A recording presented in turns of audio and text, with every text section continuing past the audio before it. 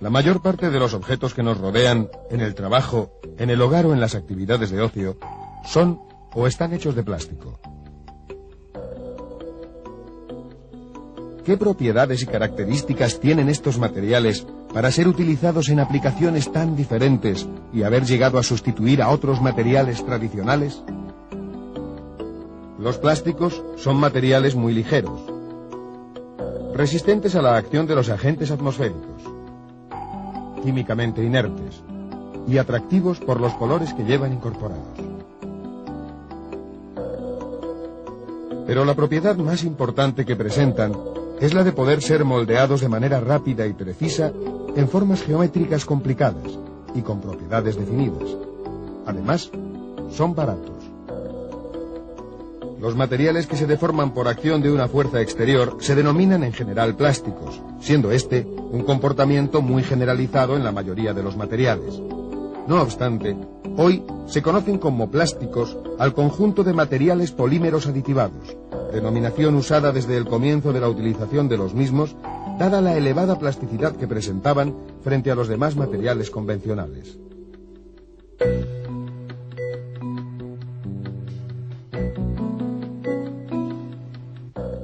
Un plástico, tal como lo conocemos, se compone de un polímero y un aditivo. Un polímero tiene naturaleza orgánica, es decir, está constituido fundamentalmente por átomos de carbono e hidrógeno.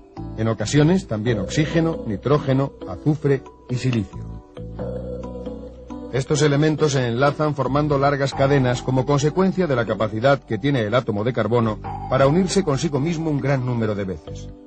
Se forman de esta manera moléculas de tamaño gigante denominadas macromoléculas y tienen las características de estar formadas por la repetición de una determinada agrupación de átomos, denominada monómero, un gran número de veces. Por eso también se llaman polímeros.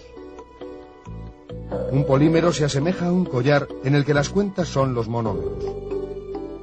Los monómeros pueden enlazarse de varias maneras: formando cadenas lineales, formando cadenas con ramificaciones, formando cadenas entrecruzadas.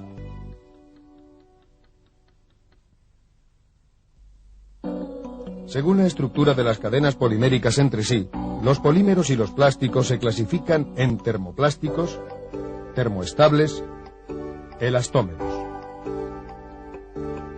Un plástico termoplástico se caracteriza porque las cadenas son independientes entre sí, no existiendo uniones químicas fuertes entre ellos. Las moléculas pueden desplazarse unas sobre otras cuando se las somete a fuerzas mecánicas exteriores o cuando aumenta la temperatura.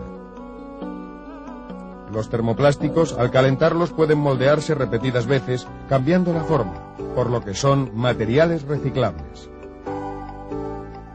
Los plásticos que presentan las cadenas unidas entre sí se denominan termoestables o termofijos, ya que no modifican su forma por mucho que se les someta a altas temperaturas. Es más, antes llegan a descomponerse.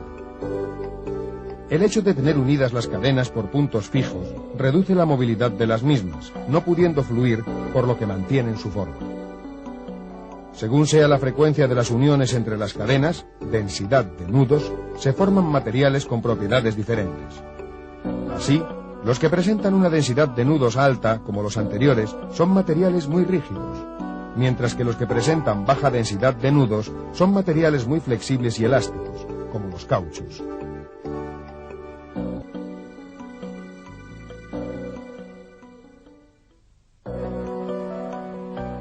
Los materiales que reconocemos como plásticos son productos de síntesis procedentes de recursos naturales, tanto de especies vivas, animales y vegetales, como de especies fósiles, carbón, petróleo y gas natural. La principal materia prima utilizada en la fabricación de los plásticos es el petróleo. El petróleo está formado por una mezcla de hidrocarburos de tamaño y forma variable, acompañados por otros productos que poseen en la molécula elementos diferentes de carbono e hidrógeno. No todos estos componentes son útiles en la fabricación de plásticos. Por tanto, habrá que separar los compuestos interesantes para tal fin del bruto inicial.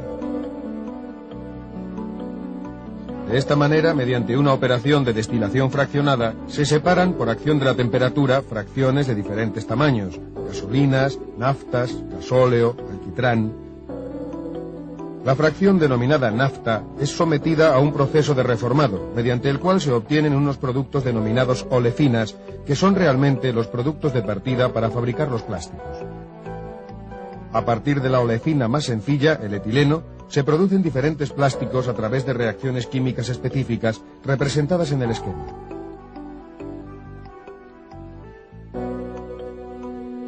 Del petróleo se utiliza solamente el 4% para la fabricación de plásticos.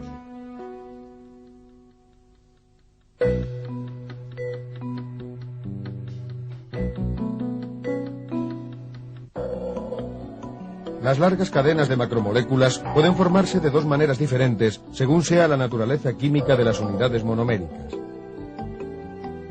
Cuando el o los monómeros son olefinas, la formación de la cadena transcurre mediante una reacción de polimerización por adición, es decir, se rompe el doble enlace del monómero por acción de un iniciador, creando otros reactivos sobre los átomos que soportan el doble enlace, uniéndose en cadena unos con otros. De esta manera se forma, por ejemplo, el polietileno. Es el plástico constituido por la unidad monomérica más sencilla, el etileno.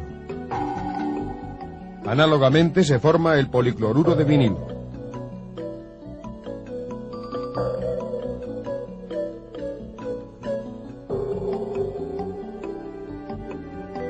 Y también, entre otros, el poliestireno.